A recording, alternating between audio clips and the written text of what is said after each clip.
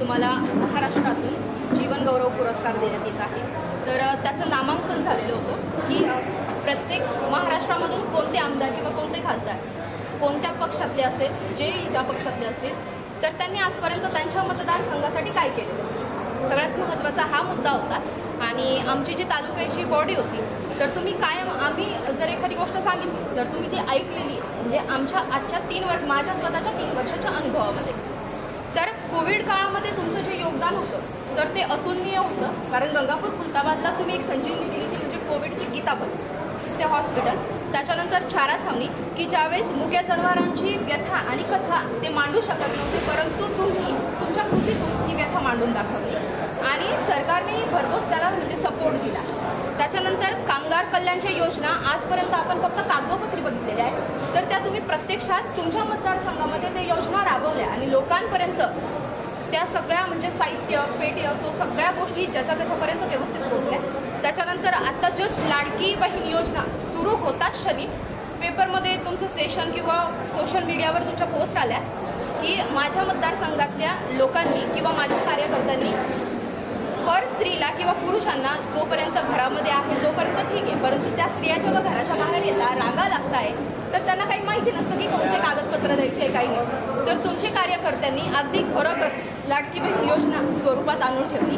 ह्या सगळ्या गोष्टीचा विचार करत आमच्या पत्रकार सेवा संघाने तुमचं नाव अधिकृतपणे मांडलं आणि एकमताने अख्ख्या महाराष्ट्रामध्ये आमची जी पत्रकार सेवा संघाची टीम कार्य करते, तर त्या पत्रकार सेवा संघाने असं ठरवलं की यावेळेचा जीवन गौरव पुरस्कार माननीय प्रशांतजी बंब गंगापूर खुलताबाद मतदारसंघातले आमदार यांना देणार आहोत आणि हा एकमताने पुरस्कार जाहीर झाला। तर त्याबद्दल मी तुमचं आमच्या पत्रकार अभिनंदन करते आणि आमची अशी एक शेवटची म्हणजे इच्छा आहे, कारण पहिली इच्छा मी एकच शब्द सांगितला होता की हे सगळे पुरुष मंडळी आहे आणि त्यांच्यामध्ये मी एक स्त्री महिला पत्रकार आहे, हे कुठेही कट्ट्यावर बसून अगदी त्यांच्या बातम्या लिहू शकतात, परंतु मी असं कट्ट्यावर किंवा टपरीवर बसून चहापीत बातमी नाही लिहू शकत। तर आम्ही एक छोटीशी गोष्ट तुम्हाला सांगितली आणि तुम्ही आम्हाला जागा जाहीर केली आणि त्याचं कामही म्हणजे इन प्रोसेसमध्ये आहे। मग ह्या सगळ्या गोष्टी जरा तुम्ही करत असाल तर का नव्हे आम्ही तुम्हाला पुरस्कार द्यावं आणि हा मानस ठेवून पत्रकार सेवा संघाच्या वतीने तुम्हाला जीवन गौरव पुरस्कार देण्यात येत आहे। हे तुमचं नामांकन कशा प्रकारे झालं हे मी तुम्हाला स्वरूप कळवलं। दुसरी महत्त्वाची गोष्ट, अगदी तुम्ही कितीही बिझी असाल तरी येत्या 11 ऑगस्टला हा पत्रकार सेवा संघाचा पुरस्कार सोलापूर येथे पंढरपूरमध्ये जाहीर म्हणजे तो कार्यक्रम ठेवण्यात आलेला आहे, तर तुम्ही तिथे यावं आणि तुमचा जीवन गौरव पुरस्कार आमच्या वतीने स्वीकार करावं ही मानस आणि ही इच्छा। धन्यवाद। 11 ऑगस्ट रोजी सोलापूर येथे महाराष्ट्राचा पत्रकार संघाचा जीवन गौरव पुरस्कार हा प्रदान करण्यात येणार आहे। त्याचं आमंत्रण देण्यासाठी माझे सर्व पत्रकार मित्र आणि माझी भगिनी इथे मला आज त्याला म्हणजे इन्व्हिटेशन देण्यासाठी आलेले आहेत।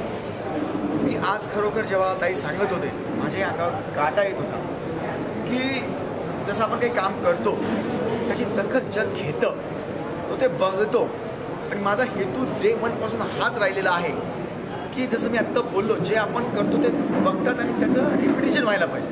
समजा मी आता कामगारांच्या पेट्या सुरू केल्या, राज्यात सर्वांनी घेतल्यामुळे लाखो कामगारांना माहीत नसलेली योजना माहीतही झाली आणि त्याचं डिलिव्हर पण बरोबर व्हायला लागलं। आज संसारवादली मी बोललो होतो त्यावेळेला की मी आता मग याच्यामध्ये भांडेकुंडे आणायला लागले, कारण की मला महिलांना सहज विचारलं, त्यांनी मला एकदा बोलता बोलता सांगितलं ठीक आहे ही पेटी आहे सुरक्षा किट आहे वगैरे वगैरे, पण जर आम्हाला घरात भांडेकुंडे जर भेटले कामगार याच्यामध्ये तर बरं वाटेल। मला ते आवडलं, मी ते राज्य शासनासमोर ठेवलं आणि खरोखर संसारवादली राज्यामध्ये सुरुवात झाली आणि माझ्या राज्यामध्ये त्याची नोंदणी पण सुरू झाली आणि बऱ्याच वाटल्यापर्यंत आता मी त्याची हे पण बायोमेट्रिक पण केलेली आहे। एक ना अनेक योजना आहेत, आता त्या दिवशी मला तिथं चान्स भेटल्यावर मी त्या सगळ्या गोष्टी नमूद करेल। पण मला अत्यानंद या बाबतीचा होतोय की आपले 4 स्तंभ आहेत, 4ही स्तंभ जनते करताय।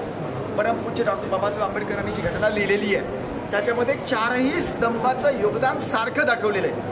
एकही स्तंभ डगमगला तर 3ही स्तंभ काम करायला म्हणजे हे होतात, इम्बॅलन्स होतात आणि म्हणून हा बॅलन्स माझ्या मतदारसंघामध्ये चांगल्या पद्धतीने होतोय, राज्यात होतोय पत्रकार मित्र त्यांचा स्तंभ सांभाळतात, मी माझा स्तंभ सांभाळतोय. इतरही 2 स्तंभ चांगले आहेत, त्याबद्दल मी कृतज्ञ झालेलो आहे.